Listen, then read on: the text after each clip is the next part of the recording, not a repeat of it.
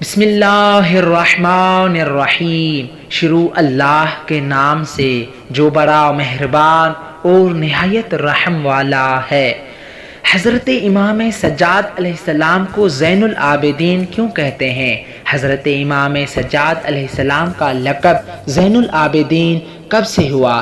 ایک رات حضرت امام سجاد علیہ السلام محراب عبادت میں نماز تہجد میں مصروف تھے کہ شیطان مردود ایک سانپ کی شکل میں نمودار ہوا تاکہ حضرت امام سجاد علیہ السلام کی توجہ عبادت سے ہٹا دے، لیکن حضرت امام سجاد علیہ السلام کی توجہ نہ ہٹی اور حضرت امام سجاد علیہ السلام نے شیطان مردود کی طرف کوئی توجہ نہ دی، یہاں تک کہ شیطان مردود نے حضرت امام سجاد علیہ السلام کے پاؤں کے انگوٹھے کے قریب آ کر حضرت امام سجاد علیہ السلام کے پاؤں کے انگوٹھے کو کاٹ لیا، لیکن اس کے بعد بھی حضرت امام سجاد علیہ السلام شیطان مردود کی طرف متوجہ نہ ہوئے اور تکلیف برداشت کرتے رہے، لیکن نماز کو ترک نہ کیا۔ جب حضرت امام سجاد علیہ السلام نماز سے فارغ ہوئے تو حضرت امام سجاد علیہ السلام نے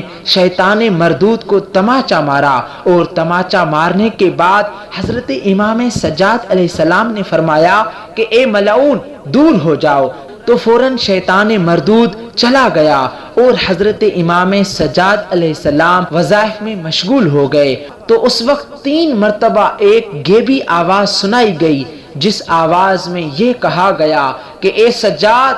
آپ یقیناً زین العابدین یعنی تمام عبادت گزاروں کی زینت ہیں۔